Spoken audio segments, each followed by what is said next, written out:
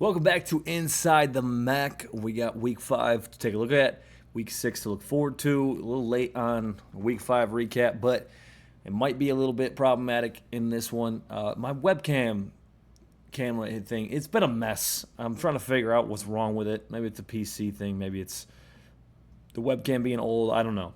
But here we are, ready to discuss. Taking a look back at week 6, Oklahoma beat Kent State 44-0. Ball State upset Ohio 20-14. Western over UMass 21-3. Akron beat Central 28-22. Buffalo in overtime beat Eastern 31-30. And then Miami of Ohio beat Northern Illinois 25-14. All right, going game by game here. The Kent State Oklahoma game, not much to see there. I talked about it a little bit. If you head over to Inside the Mac, just look up Inside the Mac blog. Find our website, find all the articles. I talked about it in one of the articles there. A weird thing that came out of there, Drew DeShields, who's been the quarterback, named official starter at Kent State, and a couple other guys, they were healthy scratches. Looks like it was just to gear up for conference play. I don't love that decision. I mean, to me, that is, you go into a game expecting to lose, and I get, Oklahoma's a top 5 team in the country, one of the powerhouses in the SEC, on track to make a contending for a national championship, but I just don't like hanging your hat in any football game to say you're going to lose. I don't love it, but I get it. I get the decision. Me personally, I coach football. It's different at the high school level for sure, not comparing the two, but I don't know. It gives me a bad taste in my mouth about it, but, these guys will be healthy going forward. Not much to see there. I mean, it kind of went exactly how you'd expect it. Then we get to the Ball State-Ohio game. Holy cow. All right, so this game was wild, 14-0 at halftime. Ball State, at the end of the second quarter, right before halftime, went for it on a fourth down and didn't get it. And the announcers were cooking them. Take the points, kick the field goal, take the points, kick the field goal. They didn't do it. They ended up going 20 unanswered. Ohio did not score in the second half. 20-14 win. Keon Magwood with a giant catch at the end of that game to give them that lead. And here's what's interesting is Kyle Kelly's a dude. I'm not going to take anything away from him. He is an absolute baller. Quay Ashley went down in the second quarter, didn't return. Not unsure on the status because it's impossible to get Mac injury updates basically until an hour before kickoff. So not sure if he's coming back this week, but that's a home game for Ball State. The crowd was actually really into it.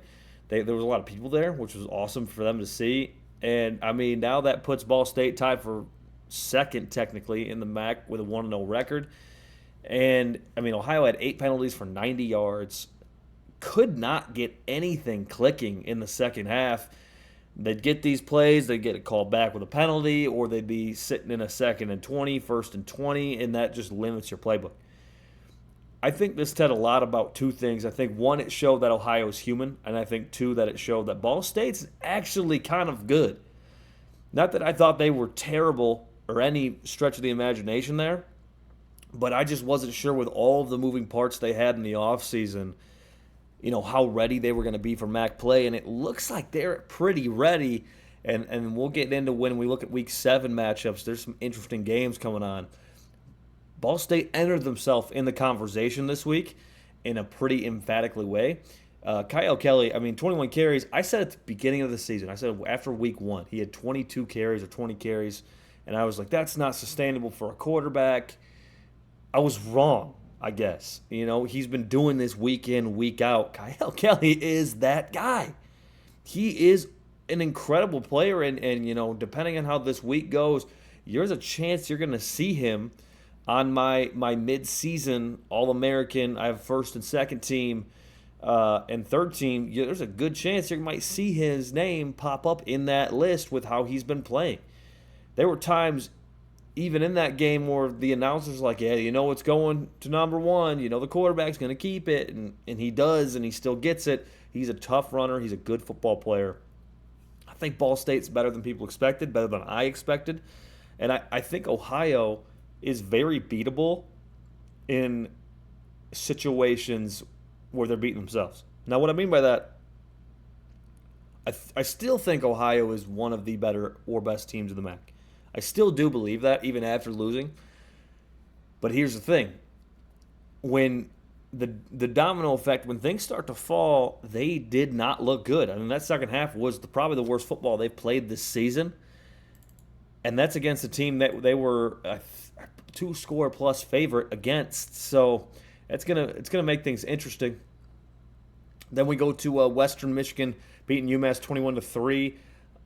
Western's offense looked solid. It didn't look incredible or anything. They made some mistakes here and there. Brock Lowry is a dude. I think he's going to cause a lot of fits for defensive coordinators going forward. UMass, boy, 0-5, struggling. I mean, there is a legitimate chance that if they win out, there's a good chance that they get to the championship, but I don't think that's going to happen. I thought Western's offense, one of the things that did worry me, if you're a Bronco fan, they should have scored more. They should have done more, and they didn't. But, at the end of the day, wins are hard to come by. A W is a W. Then we go to Akron Central. Upset, in my opinion. Akron beating Central 28-22. It was on the road. Central's going on the road. But here's the thing, and I've said this in a lot of articles, and I've said this throughout this season. Central Michigan's offense, yeah, smash mouth football is fun. It's awesome. You could wear a team down. But if you get into a situation that Central found themselves in where you're trailing, it's hard to come back in because they want to run the football and run it down your throat. 3 yards in a cloud of dust.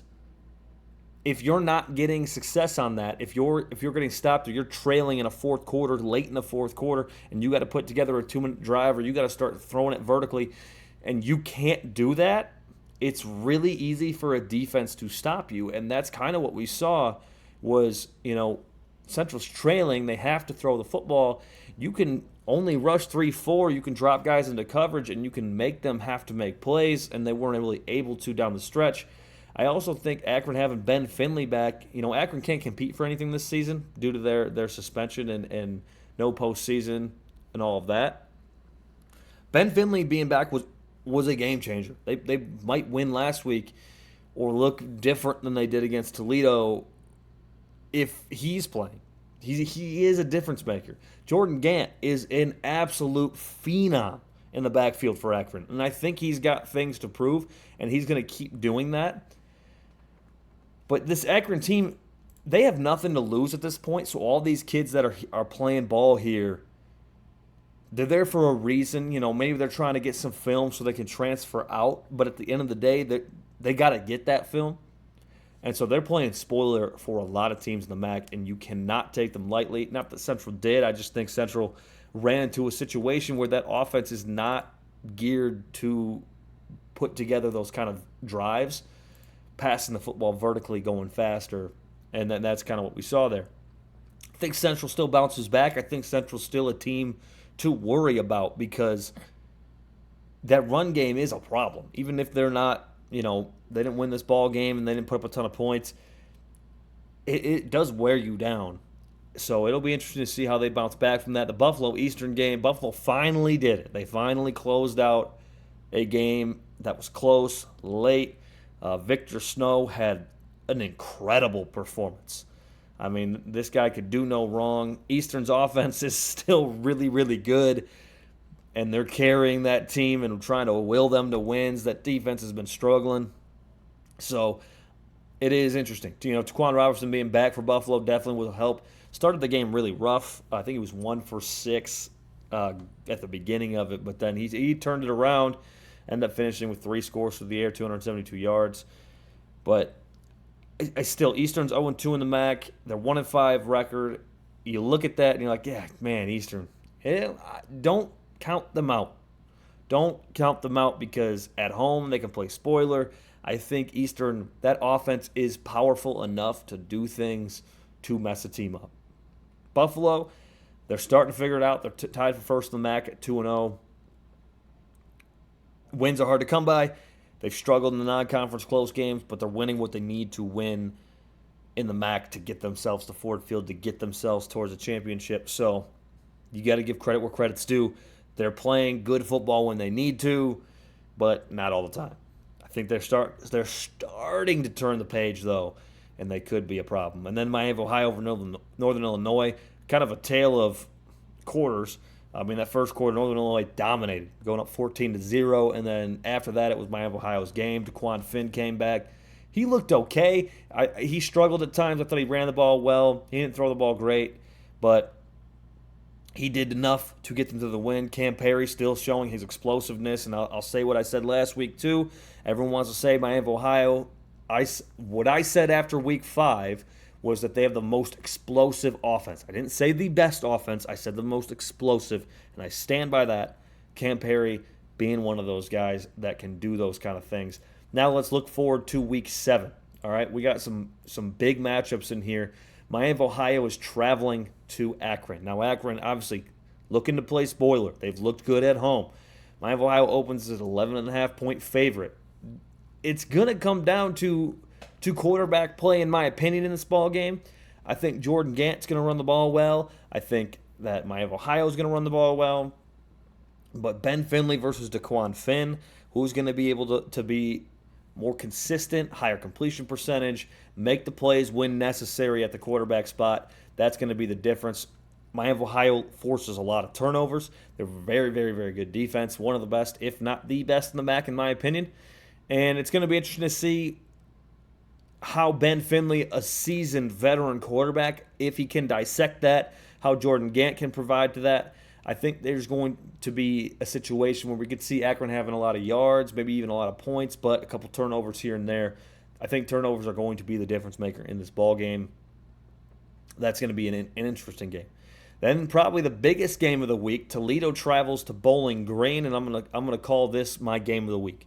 This is what I'm seeing as the game of the week. There's several games on this that I could, make the case for.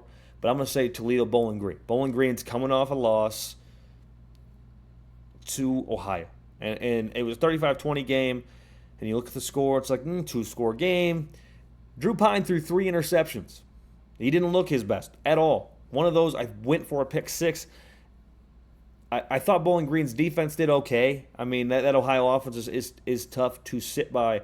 Both teams are coming off a bye, though. And that is going to get interesting because Toledo went from losing to Western to dominating Akron to the bye week.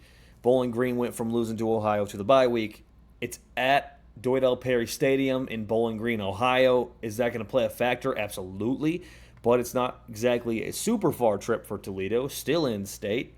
Tucker Gleason, Chip Trainum, Junior Vanderross, all these guys looking for things to do. Toledo comes in as a 10.5-point favorite. I don't know. I'm glad I don't have to set these spread lines. I think this is a game that it's a show me game for Bowling Green. It is. They need to really kind of prove that they're still good, that they can still do things. Drew Pine, this is a prove it game. People were coming for his throat after that Ohio loss, which is fair. 5 turnovers in 2 games, 3 in the last time you saw him in contest.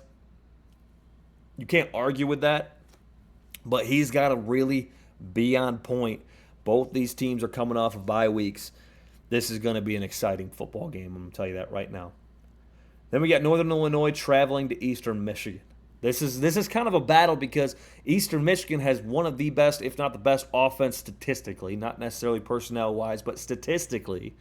Eastern Michigan has one of the best offenses in the MAC. Northern Illinois has one of the best defenses in the MAC. I think Eastern actually wins this game, and when I'll get into my predictions here in a minute, but Northern Illinois comes in as a 2.5-point favorite, but going on the road in Ypsilanti, Eastern's been hanging in games. They have no business hanging in. That Central game, kind of an anomaly, but don't sleep on the Eagles because they're 0-2 in the MAC and 1-5. Northern Illinois' offense is in dire straits. Diari Rogers is an absolute dude. They're injured in the running back room, but they just can't get him the football. And you can have the best receivers in the world. If you can't get him the football, that doesn't matter. And Northern Illinois' offense has looked abysmal. Outside of that first quarter against Miami of Ohio, and even then, it was a lot of field position stuff. I think Eastern Michigan's gonna possibly put on an offensive clinic and light things up in Ypsilanti this week. It's gonna be a beautiful day. Then we go to a game that it was between Bowling Green, Toledo, and Kent State, UMass for my game of the week.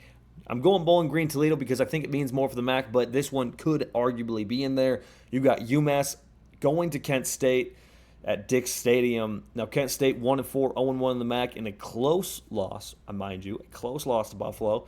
UMass lost their first one against Western. Now, UMass is 0-5. Kent State's 1-4. Kent State last year went 0-12. UMass is trending towards a possible 0-12. This is their chance to do it. Drew Shields is coming off a week of rest. A couple other guys coming off a week of rest. But you got Gibson on the receiving end. And the quarterback situation in UMass is unique, and it's still not fluid. They have weapons on offense, though. I think Kent State coming in as a 2.5-point favorite. I kind of like Kent State in this one. I think Kent State's better than people are giving him credit for. Drew Shields is a tough quarterback. He's a good quarterback. I enjoy watching him play because, it's a guy who's battled knee injuries. He's got a really great story. I think Kent State kind of wins this in maybe a statement game. And we can look back and I can say I was wrong, but I think they're going to statement this one. And then the final game, 3:30 kickoff, Western hosting Ball State. Boy, Ball State fans lighten me up in the comments this week for good things. They're excited. Cardinal Nation is lighting up, and I love it. I love it. Cardinal fans, it is good to have you around. It's good to see you supporting your team. 8.5-point underdog coming off a win against Ohio. Western, this is a game. It's both teams that upset someone. Two favorites in the MAC. Western upset Toledo. Ball State upset Ohio. Two of the teams that are projected, to be in Ford Field in December. And now you got two teams, Western tied for first, Ball State tied for second. Two teams fighting at the top of the MAC now that no one thought they would be. It's going to be Brock Lowry versus Kyle Kelly in just an absolute awesome showdown. Man, I got to get to my predictions here in just a moment, but I am torn on this ball game. I think home field advantage is what's going to probably lead to it. Kalamazoo, Michigan, Waldo Stadium. It's a hard place to find a win. But, man, that's going to be a fun game. That's another game I was tempted for game of the week. But this Toledo Bowling Green game, it's been – people are counting Bowling Green out too quickly. And I think we might see, Eddie George is going to have those boys ready. So, with all that being said, let's get into rapid-fire predictions for the week. Akron hosting Miami of Ohio. I'm going to take Miami of Ohio, that 11.5-point spread. I don't think so. I think it's going to be closer than that. Might be a bit of a shootout, but I still got Miami of Ohio. Then we got Bowling Green hosting Toledo. Toledo comes in as the 10.5-point favorite. I do not think they cover, but I do think they pull it off. I think it's going to be a close game, possibly an overtime game, but I think Toledo's going to pull it out in a close one. Then we got Eastern hosting Northern Illinois. Boy, Northern Illinois comes in as a 2.5-point favorite, but I'm going to take Eastern by a lot. I'm going to say 2 scores or more. I think Eastern's going to kind of put a statement game and show that offense, even though Northern Illinois' defense is good, that their offense is just that much better, and Northern Illinois' offense has been struggling of late. Then we got Kent State hosting UMass. Kent State's a 2.5-point favorite. I got Kent State. I don't know by how much. I'm not sure on that yet. I got to think that even more in depth. But Kent State's winning this ball game. The Golden Flashes are getting one there. And then the last one, Western is hosting Ball State. Boy, this is a tough one. I have gone back and forth on this game. Western's an 8.5-point favorite. I don't know if I believe in that 8.5-point favorite. I think Brock Lowry has looked really well lately. I think Kyle Kelly has looked really good lately. Both teams are coming off of, Western's not exactly, but 2 weeks prior. Both teams have big upsets against MAC favorites this season. What does it play off to? I think the big factor in this game is where it's being played. It's in Kalamazoo. It's at Waldo Stadium. I think that's going to give Western the edge. It's going to be a battle. It's going to be a close game, but I got Western in this ball game. That is going to do it for me here on Inside the MAC. Boy, are we looking forward to Week 7 because there's a lot of games that are going to shape things up, and I'm excited. Hope you're excited. We will see you tomorrow when we got some more in-depth analysis. Let's have a good one here on Inside the MAC.